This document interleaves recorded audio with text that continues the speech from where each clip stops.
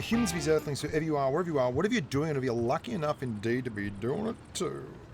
I'm Bushka and Blitz, welcome back to the channel. If this is your first time here, well, aren't you in for a treat as we go through the woes and blows of the T110-E3. Now, you might remember I made a video recently, like a couple of months back, or even, just a month and a half, saying the worst tier 10 tank, and this was the tank.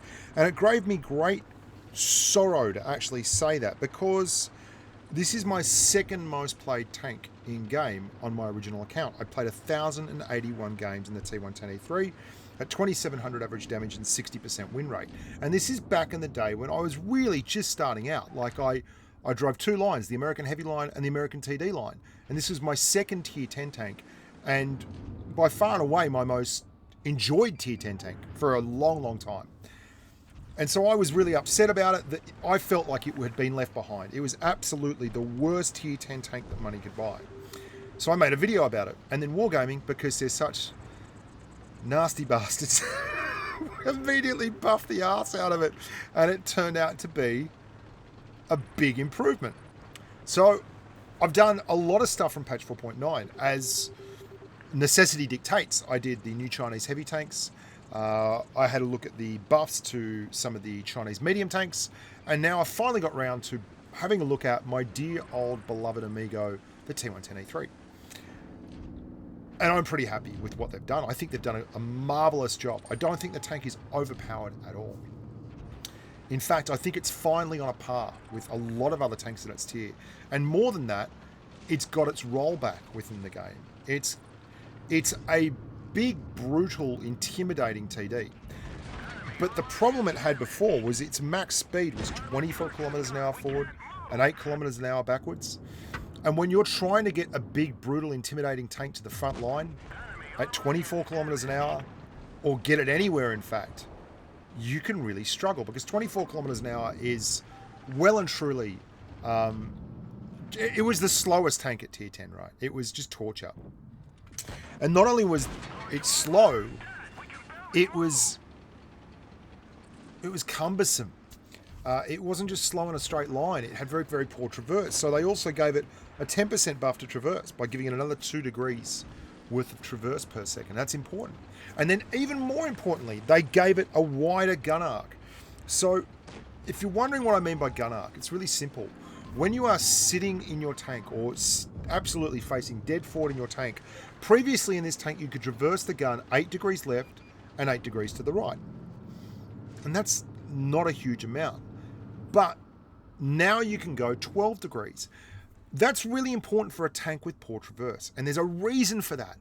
If you have a very poor traverse and someone's trying to circle of death you or get past your tank, and you can only turn your gun 8 degrees to the right or to the left, then it's a lot easier for them to do that. If you can turn it to 12 degrees, then it's a much, much easier proposition to get a shot off as they go around you, or to actually hit targets and angle your tank as you go around a corner. So that's a huge quality of life buff. So you got faster, you got better traverse, you got better gun arc, and you can actually go backwards faster as well. Now, it's also had a little bit of an issue for me in the past, in that it can really cop a flogging from HE shells, and that hasn't changed. I'd still like to see them do away with the turret. It just, with the hatch, the massive big driver's hatch that you can see in the middle of the screen there, it makes situations like this diabolically difficult to deal with. If anyone on the other team had half a brain, they could have just been HE spamming my hatch into oblivion. And I've done that to a lot of T110-E3s in the past. And in fact, there is an area above the hatch on the right, just at the right side of the gun mantlet, where there is another little hatch or entrance, and it's actually down to like 80 millimeters of HE, and you can sometimes land full 1,000 damage splash in there from 150 millimeter guns. But I digress. That's a hard thing to hit, but it's very, very easy to splash. And you can see that's a HE splash right there onto the top of my turret. And that negates the armor of the tank. But here's the thing. I understand where they're coming from with this. They removed the hatch for the M48A1 pattern. They removed the hatch for the T110-E5. God willing, they will remove the hatch for poor old tanks like the Type 61. But And here's the key. This tank just got a massive buff. It got 10% more to traverse. It got 33% more to gun arc. It got a massive 50% increase nearly in its front, straight line speed. These are good things, and you don't want to start overbalancing it. Like if you get all that and then you remove the hatches wheel at the same time, well, then if it's too strong, what do you do? Do you remove the hatch, or do you touch the numbers up? How do you go about it? Well, I think that's very smart by Wargaming. So they're going to do this gradually. I would expect at some point in time they will get rid of the hatch on this tank if it continues to underperform. But at the moment, it's doing just fine. I played a lot of games in the T110-E3 to do this, and I enjoyed myself immensely. Immensely. It was everything I remembered, but more, because as the game has gotten faster, as other tanks at tier 10 have gotten quicker, as the meta has expanded and become more and more complex, the E3 just got left behind. It was a dinosaur in an age of jet engines, and now that's really, really changed. Heaven forbid that VK45 would ever move. But I digress. Let's talk about the way the tank works now. And I always play this tank as... Well, look, here's the thing. It can be a frontline heavy, and the armor profile is actually interesting in that it tends to work better at 1 foot than it does at 100 feet. It is very, very hard to pen this tank up close and personal if you don't have gun depression or if you don't have great gun elevation, because the hatch is on top right at the back, and it can be difficult to actually find that hatch when you're under pressure, because the gun is really intimidating. It's an excellent penetration 150mm Yankee Doodle Dandy gun, and it is a gun that is very reliable for up close and personal wet work. It really is. It's 295mm of AP pen is massive, right? 300mm of AP pen, and your standard pen on APCR is 375mm. So you can see it's not a gun to trifle with. It's not the kind of gun that you ignore. You ignore this gun at your peril. So how do you play it? Well, on certain maps, it is outstanding as a ranged sniper. Although the dispersion is not good, 0.345 base, which you can get down obviously running all the bells and whistles, the armor profile is really good at range. It's hard to hit this tank at range other than HE splash and do big damage to it, because you have monstrous amounts of, frontal armor. But that was always the case, and there's very few places where the tank can find that kind of action going on. Where it's really changed up now, and where things have really massively changed up for the T110-E3, is in just raw mobility. I want you to watch the start of this game. This is absolutely what I was calling for when I made the video about this tank, saying, hey, listen, it's really, really bad in terms of mobility, and it's got all these kind of other issues. And I actually think they also buffed the on-the-move dispersion, because it had horrible on-the-move dispersion. Why should it be punished everywhere when at least give it a little bit of a mobility buff? And they did. They gave it a big mobility buff. Look at this to start the game. We are able to not only keep pace with this mouse, we are able to push that front line. We are capable of getting out and forward and being in a good position. Instead of being 100 meters back, going very, very slowly over the bridge, we're in a position now where we get to make our own decisions. And that is absolutely such a lovely change of scenery for the T110-E3. It doesn't turn it into an overpowered tank, but it turns it into a tank that can make the best use of what it's got, which is a great gun and a very, very good armor profile for up close and personal fighting. So I'm going to show you one more game. This is the role that I always loved. That there was a lovely consistency, say, for the T95 to the T110-E3. The T95 had this incredible armor profile. It was the Doom Turtle. It would do the Doom Turtle hurdle at you. It would go, and I speak from a place of love on these tanks. Like, I have 900 games played on the T95 on my standard account. And you've got to remember, guys, this is games played on my normal account, which has 30,000 games played.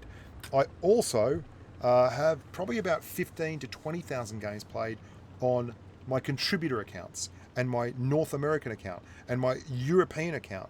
And I have 900 games played on the T95 on my normal account. And I used to love that whole drive forward, break their fist by pushing your face into it and see what happened. And you can see I've been able to keep pace with this E100. I'm at the front line here. I've left that waffle tractor exactly in the camo kind of hardcover spot because he needs it. I don't. Watch how I work this heavy line here. And this is the glorious thing about the E3. As the terrain undulates, as you move backwards and forwards, as you work with this E100, I am working as a turreted heavy, and that IS-7 can't really get the gun down, and he's just like, there are got to be easier targets out there than this E3. And look how aggressive we're being and how I'm pushing and turning and making the gun work. And we're going to clear this IS-8 now. We get a couple of bounces, and we're working, sharing our hit point pool with this E100. I've got no qualms about that. I'm going to play it as a big-ass heavy. I'm definitely going to share my hit point pool like it. Would someone seriously do something about the side armor of an IS-7? That's 295 millimeters of pen bouncing off at point blank range. I digress. So here we go. And we cop one on the right. Bad luck. Do our best, but there's an E100 and he's pushed around. Watch this. We're going to get E. I switched to HE because I can't come out from behind this E100. And I just have to get the side. There we go. 40 hit points worth of damage. And now we're hull down. And I'm keeping my angles and I'm moving around. And this is the way I love playing the tank. You've got more traverse now. You've got better reversing. Like you've got an extra 25% to your reverse speed. You've got an extra, 50% to your straight line speed.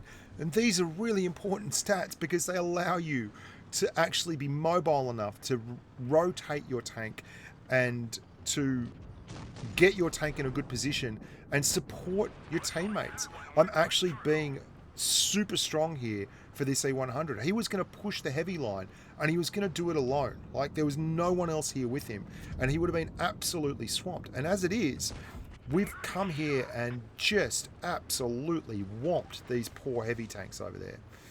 And that, my friends, isn't OP at all. It's putting the tank in a position to be successful. And then I stop because all that's left is a bat chat and a 183. And the last thing I want to do is roll out in front of a 183 on 934 hit points, come out accidentally sideways and get whomped and get finished and lose the game for that. I've been playing fairly well. This E100's been playing very well. He certainly did the business. The 140 is telling me to go E3. I'm not going anywhere. I'm not moving away from this E100. I'm supporting him. If he gets pushed on by a bat chat and the bat chat drive is good enough, you can easily COD a E100. And you can certainly, that's why I'm moving here behind these two tanks. So if the 183 pops on my left here, I have hard cover on my left. And if the bat chat pushes ahead of us, we're going to be able to pump him as well. So the E100 is going to go pushing for the bat chat. I'm going to move up here to the left. There's a bush here that I can use as soft cover if the 183 is further away, but he's actually going to pop in front of me. There he is. He doesn't have the gun depression. We push down, and then we angle away hard and turn left hard, and we get that lovely big bounce. He tried to HE smash, and he just hit the end of the gun, which was great. We repair that, move forward, and we finish the game off. E3. It's been rejuvenated. It is not OP, but it now has a place within the game, and it's fast enough to get to that place and actually utilize what it's got going for it. It's still got a very, very big weak point on top that I'll be interested to see if that gets balanced at all. But for my money, hats off to Wargaming. They have nailed it with this tank. It is now competitive at tier 10, where before I thought it was the worst tank at tier 10. Now I have got no idea what the worst tank at tier 10 is, but it is not the T110-E3. Thanks very much for watching, guys. Hope you enjoyed that. Look after yourselves. Subscribe to the channel.